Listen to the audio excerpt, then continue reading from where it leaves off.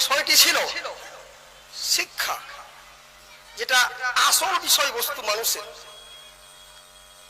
মানুষের জীবনের, সে মুসলিম হোক অমুসলিম হোক, এক কথায় যারা মানব এবং মানুষ তাদের জন্য শিক্ষার প্রয়োজন, শিক্ষার দরকার। যে শিক্ষাকে নিয়ে আমরা আজ আলোচনা করলাম, আচ্ছা, যে শিক্ষাকে নিয়ে আমরা আজ আলোচনা করলাম, এই শিক্ষাটা কার? এটা কোনো মানুষের শিক্ষা নয়, কোনো দার্শনিকের শিক্ষা নয়, কোনো বৈজ্ঞানিকের শিক্ষা নয়।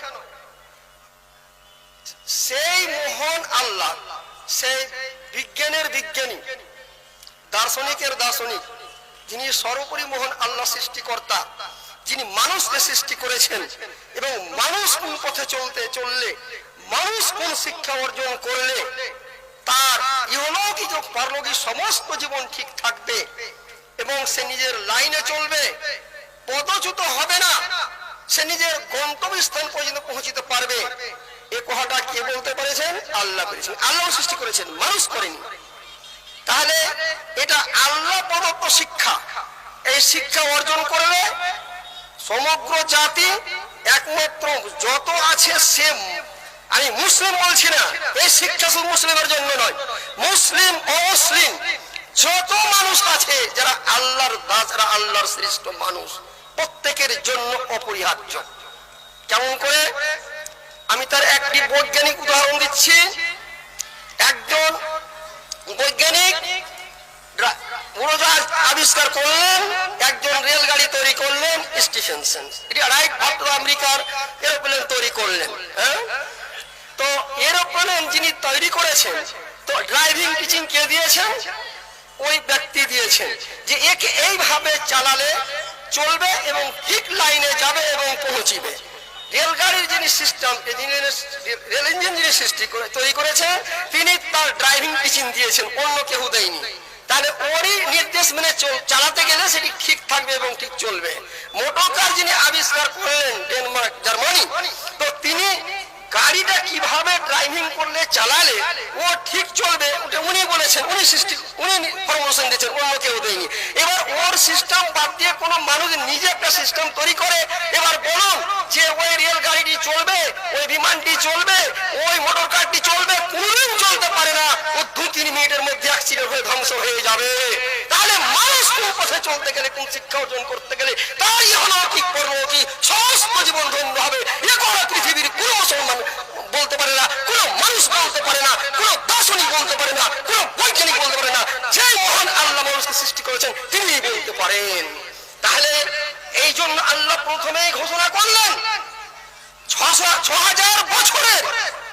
6000 বছরের নবুয়তের যে সিলসিলা খতম হলো আদম থেকে নিয়ে মুহাম্মদ পর্যন্ত, শেষ পর্যায়ে ইসলামকে প্রতিষ্ঠিত করা হয়েছে গোটা বিশ্ব মানবের জন্য, গোটা পৃথিবীর জগতের জন্য মনে করলেন। তো প্রথম কথাটা যে শেষ নবীকে ওহী করা হয়েছিল মনে করলেন হিজরি সন নবুয়ত 1 রমজান মাসের 21 তারিখ।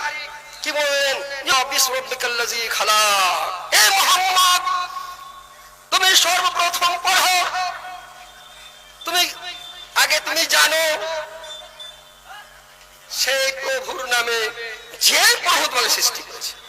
তাহলে যে পড়াটা, যে শিক্ষাটা, যে জ্ঞানটা অর্জন করতে হবে, সেটা আল্লাহর প্রথমত জ্ঞান এবং শিক্ষা অর্জন করতে হবে, আর তিনি যে জ্ঞানটা দিয়েছেন সেটাকে জানতে হবে।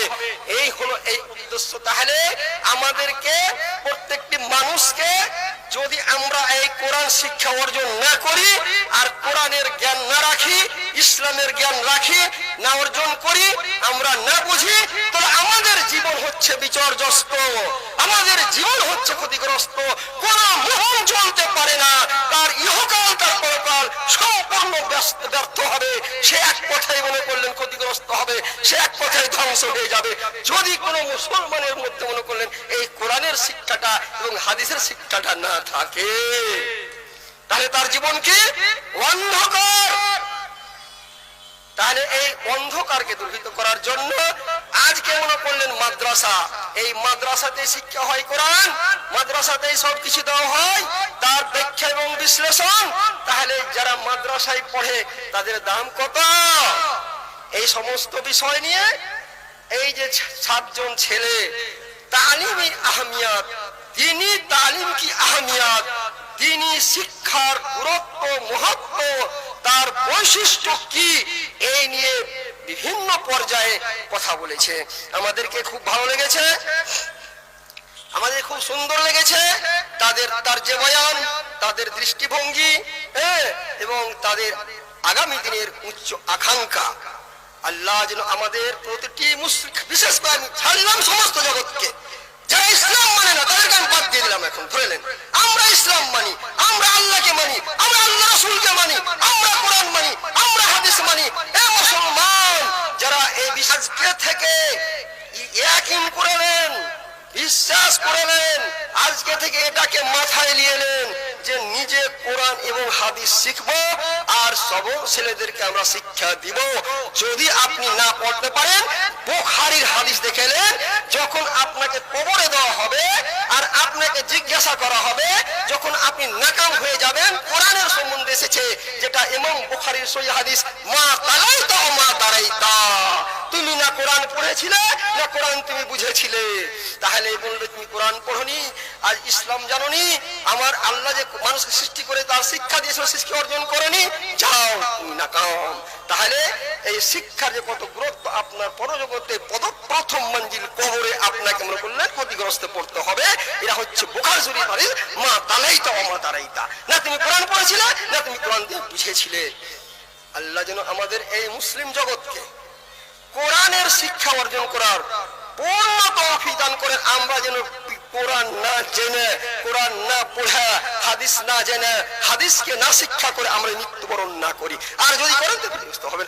আল্লাহ যেন আমাদের সকলকে, ছোট বড় প্রত্যেককে যেন এই কোরআন এবং হাদিসের শিক্ষার এক কথায় জ্ঞান অর্জন করার আল্লাহ তৌফিক দান করেন। আল্লাহুম্মা আমিন। আমি আর বেশি কিছু বলবো না, এখান থেকে আমার এই শিক্ষার গুরুত্ব এবং মহত্ব সম্পর্কে 2-4টি সামান্য কথা বলে আমার বক্তব্য টানছি। ওয়া মা তৌফিকি ইল্লা বিল্লাহিল আলিয়্যিল আযীম। আসসালামু আলাইকুম ওয়া রাহমাতুল্লাহ।